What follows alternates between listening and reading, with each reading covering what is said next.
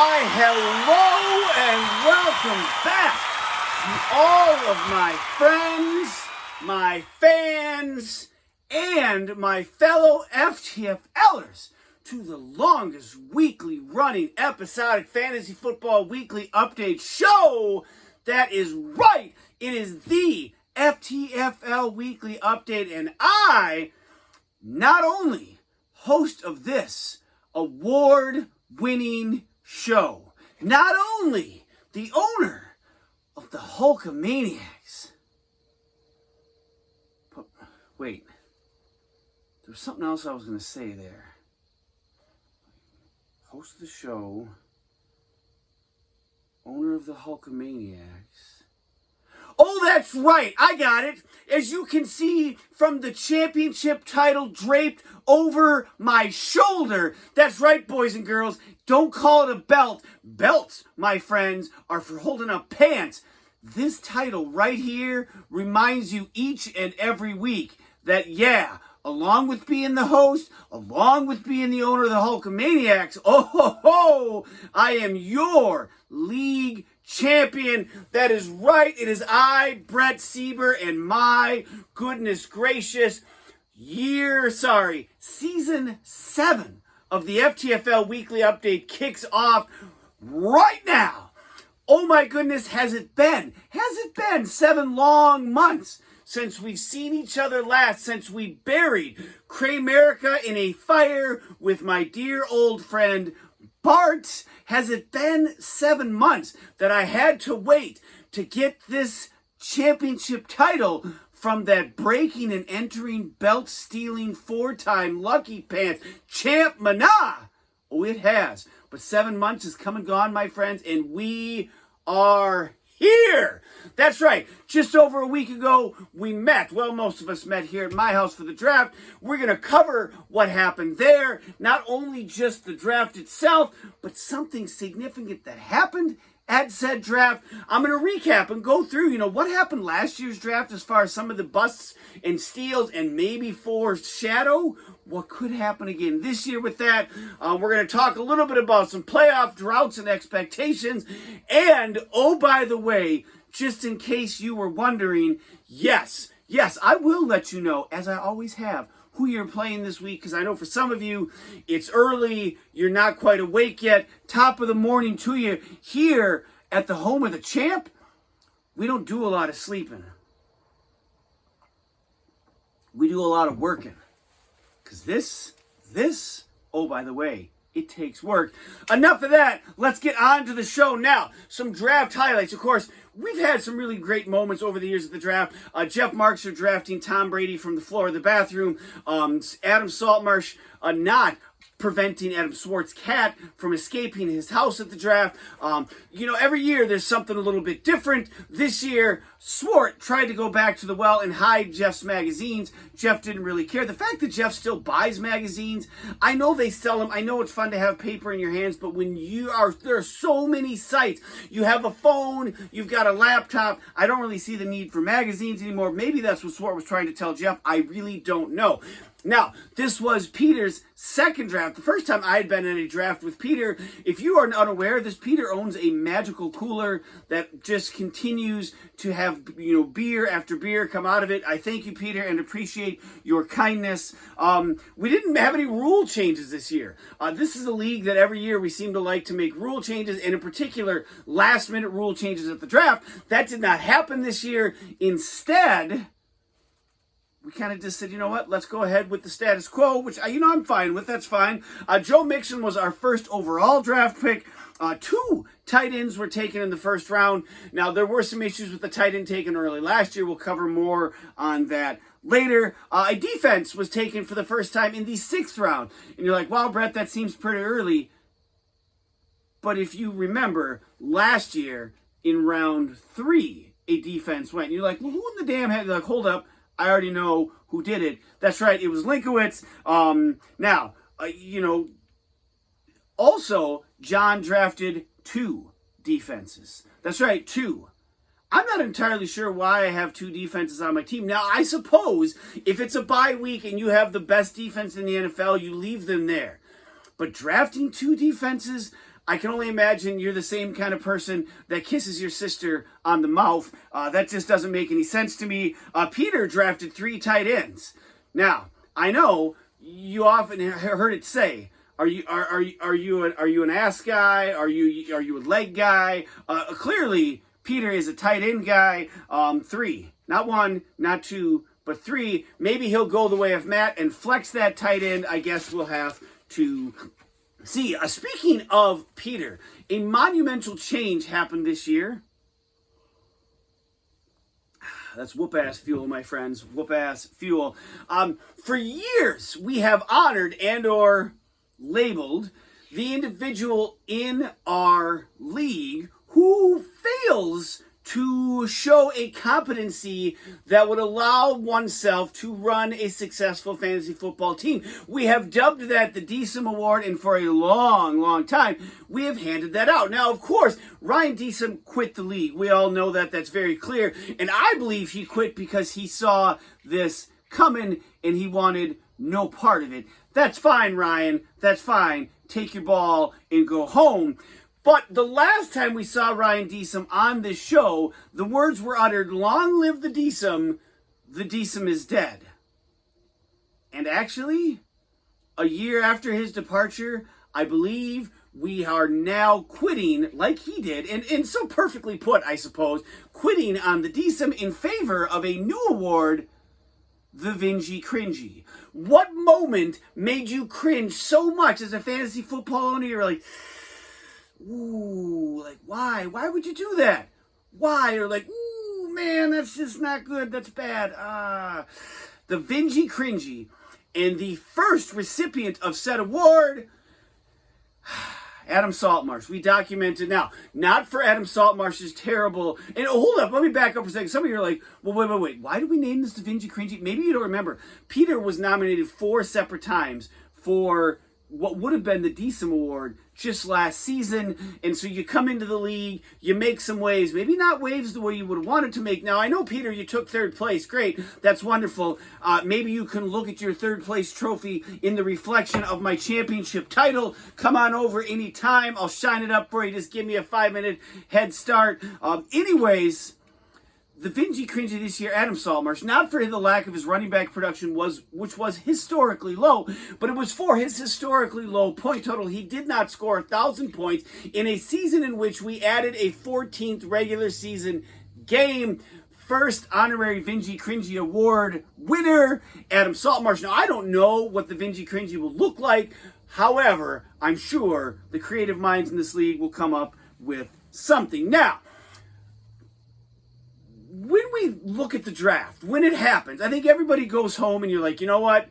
My team is the team. And I think that's one of the best parts about the beginning of any season. Hope springs eternal. Of course, unless you're Linkowitz, and we'll get to that more later. But you look at your roster and you go, man, oh man, I think I knocked it out of the park. It is only in hindsight that we really get to know and understand just how our season went or how things ended up shaking out. Last year's draft, kind of interesting on our website. You know, on the My Fantasy League website, we've been using for years. One of the things I love is the ability to go back, the fact that it keeps historical records.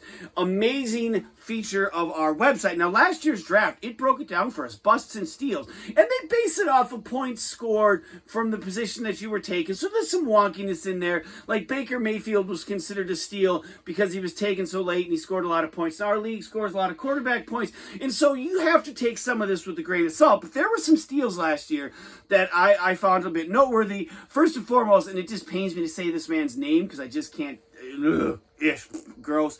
Kirk Cousins, round 15. Ended up being the number 11 scorer overall. Steal of the draft. Tom Brady was taken in round 7. He ended up being the number 1 scorer in our league. Steal of the draft. Debo and Chase. Jamar Chase and Debo Samuel, both taken in round 6. Round 6. 15th and 16th, respectively. Steals of the draft, well done, Andy and Peter. Cooper Kupp, we all know, well documented. He was taken in the 4th round, ended up being the 9th overall scorer. Those were some of the steals from last year, some of the busts. And I've said this for a long, long time. I hate the 1st round. I hate the 2nd round. I always feel like there's a lot of pressure. I don't think you're going to win a lot of fantasy leagues in the 1st and 2nd round with your draft picks. However, you can lose your fantasy league with your pick in your 1st or 2nd round. Last year in the 1st round, Travis Kelce, taken in the 1st round, of course, dropped by Peter, one of the nominations for the DSOM Award, picked up by Andy, had a sweet run towards the end of the season. Of course, didn't work out because Andy is not the one holding the championship title. However, let me take a time out in the show here.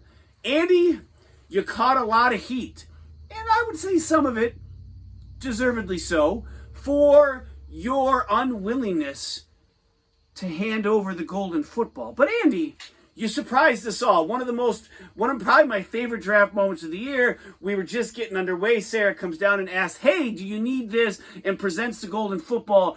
Caught us all off guard. Bravo, Andy. Well done. Thank you. Thank you for doing the right thing. I appreciate it. It will look great all season long sitting here and really and beyond. Let's be clear, just for a little bit of spoilers. But yes, thank you, Andy. Of course, Andy picked up Travis Kelce. Travis Kelce ended up finishing 51st overall in scoring for being a 1st-round pick. Also, another tight end. Oh, you know what? Sorry. Travis Kelce was not the guy that was dropped. It was the next guy on my list. But anyways, Kelce was taken in round 1. That was Andy's flip-flop tight ends all over the place. It was George Kittle taken in round 2 by Peter. Dropped, picked up by Andy. Kittle, 2nd-round pick, ended up being 100th in scoring. David Montgomery, taken in the 2nd round, ended up being the 114th highest score in the league. By no means a steal, absolutely a bust. Robinson, running back out of Washington, taken in round 1, finished to score 117. Now, some of this stuff had some injury stuff related to it. Regardless, that's part of the game, and we're going to cover it as such. Terry McLaurin, taken in round 7, was the 103rd scorer overall. And then here I am trying to read my writing. Someone taken in round 3. In round 3, I don't think it says Godwin.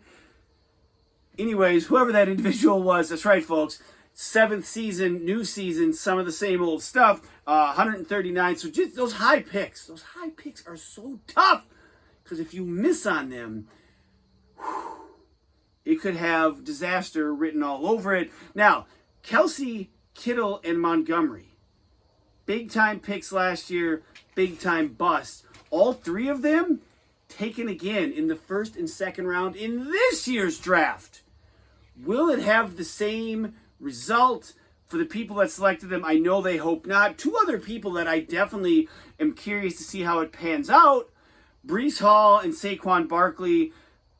Hall taken in the 2nd, Barkley taken in the 1st. And now I know, it's funny, when I talk to people about the FTFL draft, I often talk about how it really is, all bets are off. Like, you really, for me to prepare, for me to get ready, is entirely different than any other draft because things like this happen where players go a lot higher than you'd expect them to go. Will those 2 players, now Barkley could have an amazing comeback season and end up winning a league. And if you're the owner that drafted him, John Linkowitz, boy, oh boy, would you like that? Because as we look at this new season, as we look at the next season for the FTFL, there are some people who it has been a long time, not only since they've held the championship title, and John Linkowitz, you are now number 1. We've always been number 1 on that list. I was definitely close with an 18-year drought. But John, it has been 21 years since you last held this championship title. I mean, your name is on here, John. It's right here. 2000 and 2001, John Linkowitz. 2001. Jesus, John, you in 2001 were a young 21-year-old individual. 22, maybe? Lifetime ago. But let's just forget titles for a second. Let's just go playoff victories.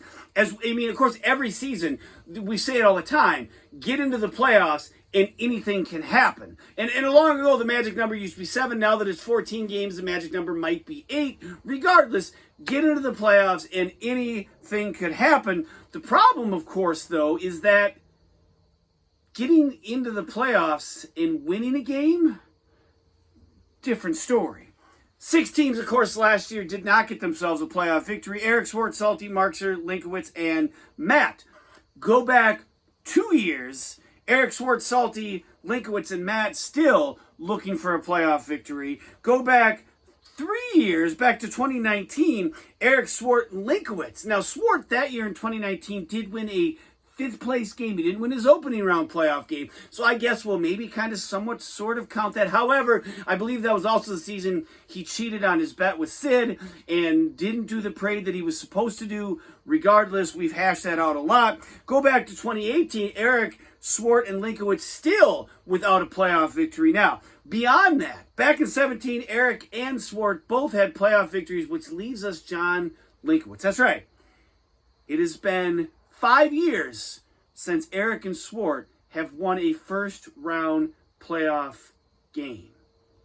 But if you're John Linkowitz, you got to go all the way back to 2010.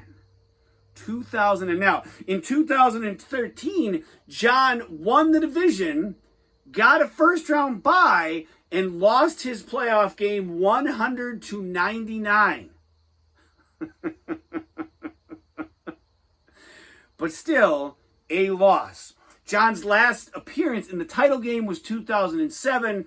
It has been a historic drought for John. Now, as we look to this season, maybe John's team name change will bring him about some luck. That's right. I don't know. I mean, of course, we all know Adam Swart changes his name every year. We'll get to that in just a moment. But John is no longer Linkowitz. One of the longest, I mean, that name has been from the beginning, plain and simple, Linkowitz, like the Washington football team. And I believe the Commanders should have just left it at Washington football team. However, I'm all on board with John's name change. No longer Linkowitz. It is now Dickweed. That's right. Team Dickweed. Also with a name change again this year, Adam Swart. D's Nuts. I think just some random name he pulled out of a hat. I really don't think there's any significance to that whatsoever. Really, though, how often does Adam Swart do anything with any sort of rhyme or reason and or, let's be clear, of any sort of significance? Now, before we get to the games, one last point of significance is this. No longer the decent, the Vingy Cringy. Now, last year, you'll remember, we had, oddly enough, Peter find himself onto the DSUM nomination list before the season even started by somehow placing his kicker on IR. And to think that that would be an aberration, a one-off. How do you get yourself a nomination for that sort of award before the season even starts? But let's make it 2 for 2. Now this time, though, not Peter, but this week's Vingy Cringy Award nomination, another sister mouth-kissing individual. That's right, a second defense picked up before the season even starts. Jeff Markser drafted the Rams defense. Now, they were ranked lower this year. Of course, a very good defense over the last 4 or 5 years. On the phone the other night with Jeff Markser, and he was in that moment where he realized, wait, the Rams play the Bills. I don't really want my defense playing against the Bills in week 1. I guess I'm going to have to pick up another defense, and he did. That's right, going into the season with 2 defenses, just in case the one gets hurt, I guess, I don't know. Because of that, you are the first ever Vingy Cringy Award nominee. Bravo, my friend, bravo. Thanks for this. Looks like it's going to be a long time before you get to have it again. All right, folks. Before we wrap this show up, let's get to the games for this week. Week 1, everyone has a hope, everyone has a prayer, everyone has a chance for second place, because this This ain't going anywhere for a long time.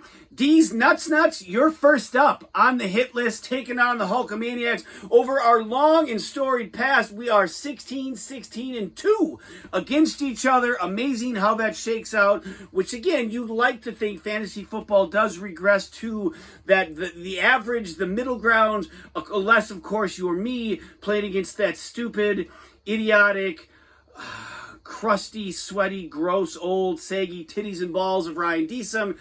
And then you just throw that sort of logic out the window. Mana, 4-time Lucky Pants, belt-stealing, title-stealing champ Mana, taking on the Architect. Jeff holds a 12-6 advantage over him. Dickweed, in a new era maybe, taking on Mixing Cocktails. Boy, what a mountain to climb. John is 11-31-1 against Andy in that time. My goodness gracious. The Valhalla Vandals taking on the Radioactive Monkeys. Now, Peter went 1-2 against Salty last year. That's right, Peter. Salty's team was terrible. Peter lost to them twice. Now, he still finished third, but you're going to have that salty stink, the monkey stink, if you will, on you. And lastly, Kramerica, who I thought was dead and gone, was buried. After he took that thrashing in the championship game, we had a funeral. I figured there would be a name change. Maybe the name change is still coming and it'll happen after this show is released. I don't know. Taking on the Pack Attack, Sid holds a slight edge, 22-19 over Eric. That's it, my friends. The first weekly update of the season is in the books. And now, let the games begin. I mean, I just got goosebumps. Goosebumps.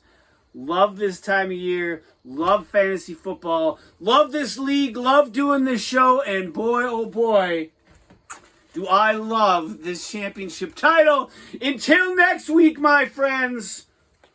Woo! Peace!